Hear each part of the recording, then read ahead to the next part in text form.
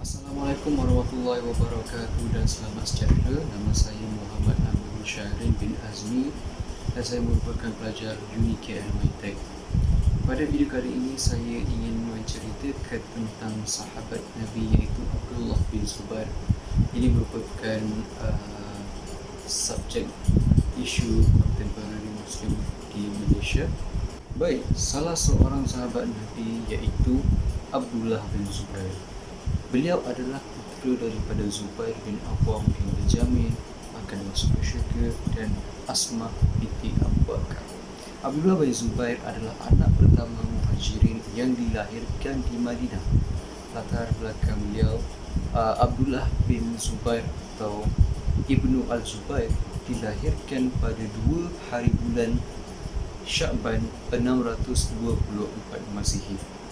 Beliau dilahirkan 2 bulan selepas penghijrahan Rasulullah SAW ke Madinah. Abdullah bin Zubair adalah orang yang mempertahankan kebenaran dan jujur dan serta amanah dan berpengetahuan dalam agama Islam. Nabi Muhammad membaiat Abdullah bin Zubair ketika beliau berusia 7 tahun. Masih kecil lagi. Abdullah bin Zubair adalah seorang yang taati perintah Allah. Selain beliau menceritakan 33 hadis Nabi, dia juga sangat baik dalam solat, berpuasa. Dan beliau juga pakar dalam untuk mengendalikan kuda, gagah di medan perang dan kata-kata yang indah dan juga suara yang lantang. Jadi latar belakang keluarganya pula, bapanya iaitu Al-Zubair bin Al-Awam. Ibunya pula adalah Asmah binti Abu Bakar As-Siddiq radhiyallahu anhu. Datuknya adalah orang yang pertama memeluk Islam iaitu Abu Bakar As-Siddiq, dan neneknya iaitu Safiyah binti Abdul Muttalib pada belah bapanya. Kelahiran Abdullah bin Zubair, kelahirannya ketika orang Islam berhijrah ke Madinah. Orang Yahudi menyebarkan kabar angin bahawa mereka menipu orang Islam bahawa Yahudi akan menyihir orang Islam sehingga mereka tidak akan pernah melahirkan anak-anak di Madinah. Umat Islam sangat gembira ketika itu kerana kelahiran Abdullah bin Zubair membuktikan bahawa tuduhan Yahudi itu palsu, kerana Abdullah bin Zubair dilahirkan dengan sempurna. Datuknya iaitu Abu Bakar As-Siddiq radhiyallahu anhu. Beliau membawa Abdullah bin Zubair kepada Nabi Muhammad sallallahu alaihi wasallam dan diminta untuk ditahnik. Rasulullah menamakannya Abdullah, lalu datuknya Abu Bakar As-Siddiq radhiyallahu pergi sekitar Madinah bersama dengan kain bungkus iaitu bayi Abdullah bin Zubair. Dikisahkan juga bahawa saat Abdullah bin Zubair kecil, ia dan juga teman-teman bermain di jalanan di Madinah. Lalu ketika itu Umar bin Khattab, sahabat terkenal Nabi yang terkenal dengan garangnya dan membuat takut kepada kawan-kawan Ibnu Zubair. Hanya Abdullah bin Zubair yang tidak lari kerana merasa tak perlu takut bila tidak bersalah. Umar pun berkata kepada Abdullah, sungguh suatu saat nanti engkau akan menjadi seorang yang besar. Jadi kita cerita pula pada kematian Abdullah bin Zubair yang sangat-sangat tragis. Al-Hajjaj telah diperintahkan oleh Abdul Malik iaitu khalifah pada zaman Muawiyah ketika itu. Waktu itulah perang saudara yang kedua tercetus antara dua khalifah iaitu Ibnu Zubair dan juga Abdul Malik di zaman Muawiyah. Abdullah bin Zubair kematiannya yang sungguh tragis, diriwayatkan kepalanya dipenggal, tubuhnya disalib untuk dikirimkan kepada Abdul Malik. Seterusnya kita akan pergi kepada didikan Abdullah bin Zubair. Pendidikan Abdullah bin Zubair, beliau dididik oleh Rasulullah SAW bersama sahabat-sahabat Nabi yang lain yang dewasa dan juga berpengalaman dengan ilmu. Mereka diajar dalam ilmu agama, politik, amalan, disiplin dan sebagainya. Tidak hairanlah kita dengar sejarah Ibn Zubair, orang yang terunggul. Seterusnya, kemasukan beliau ke dalam Islam. Abdullah bin Zubair merupakan salah satu sahabat Nabi yang termasuk dalam as-sabiqun al-awwalun, iaitu bermaksud pemeluk Islam pertama, kerana ayahnya yang peluk Islam dan dijanjikan syurga kepadanya. Abdullah bin Zubair radhiyallahu anhu dilahirkan dalam keadaan Islam, dan beliau merupakan seorang muslim yang tawaduk dan bertakwa kepada Allah Subhanahu wa taala. Oleh itu, beliau mempunyai kepribadian yang unggul sebagai khalifah pada zaman Hijaz.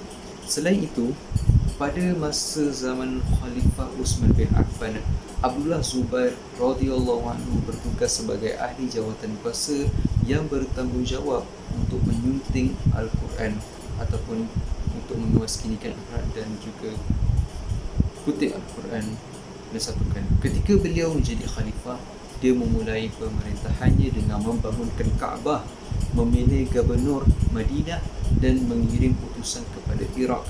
Abdullah bin Zubair masih menjadi Amirul Mukminin di Mekah, walaupun pusat pemerintahannya adalah di Damsyik dari dinasti Umayyah, dari zaman Yazid Muawiyah. Abdullah bin Zubair dalam peperangan, sumbangan yang diberikan begitu banyak. Sejarah perang Rasulullah SAW dan sahabat Nabi harus diingat, digunakan untuk mempertahankan agama kita Islam dan menaikkan tentera yang soleh dan menggalakkan musuh tidak menindas umat Islam selama-lamanya. Ini sangat penting kerana sejauh ini dunia Islam tidak pernah membebaskan dirinya daripada rancangan-rancangan jahat dan serangan psikologi dan fizikal yang merosakkan kedaulatan dan integriti Islam. Abdullah bin Zubair turut menyumbangkan legasi Nabi Muhammad SAW dalam peperangannya demi agama Allah, iaitu Islam. Sumbangan pertama iaitu dalam penaklukan Ifriqiyah. Peranan Abdullah bin Zubair radhiyallahu anhu sangat hebat dalam peperangan ini dengan mengalahkan raja barbar kafir iaitu Raja Jarjir zaman Rom. Penaklukan Ifriqiyah ialah pembebasan Afrika, Spanyol dan Konstantinopel dari kuasa Rom.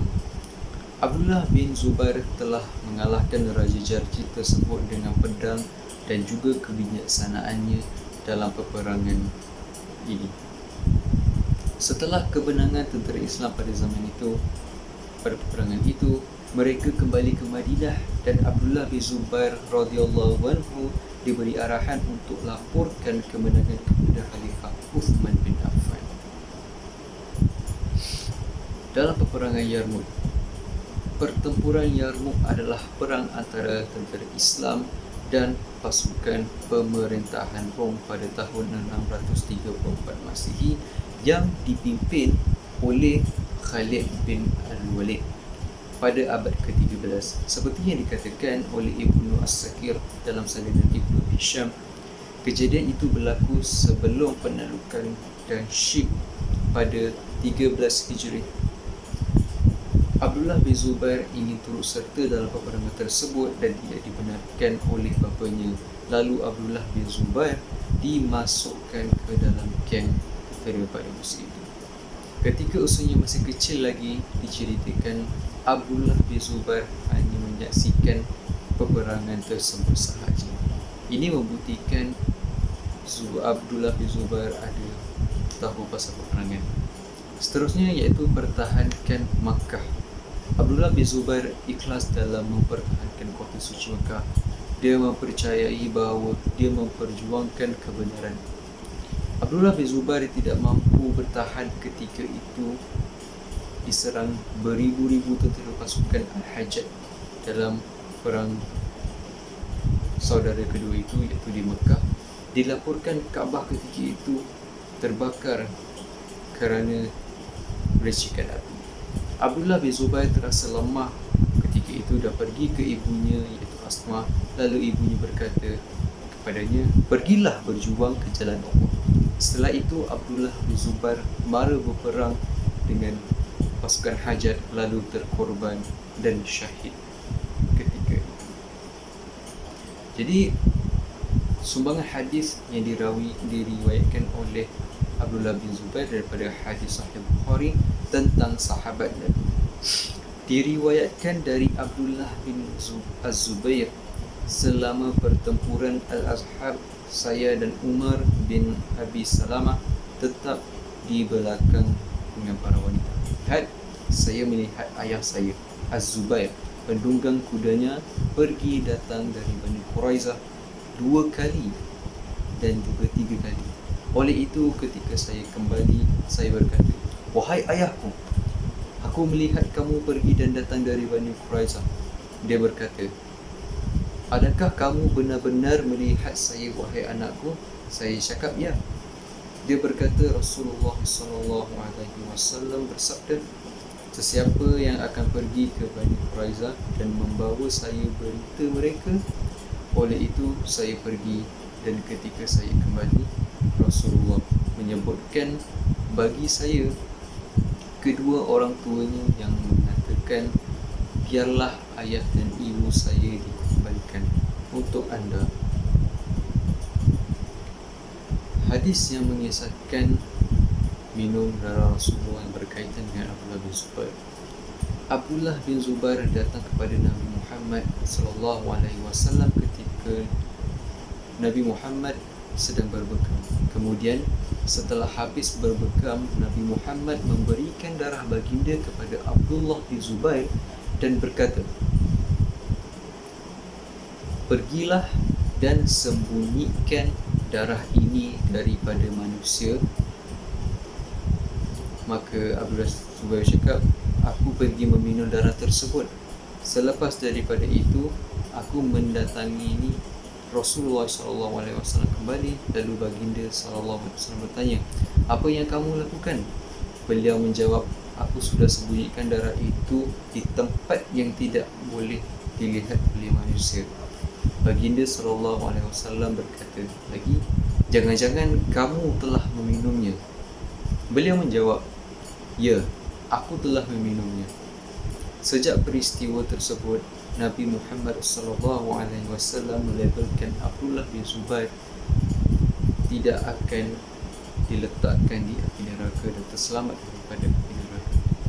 Jadi kesimpulan daripada sahabat Nabi Abdullah bin Zubair ini keseluruhannya, sekiranya orang Islam ingin mempelajari pengetahuan agama, pemahaman dan makna seumpamanya, menjadi ia sangat penting.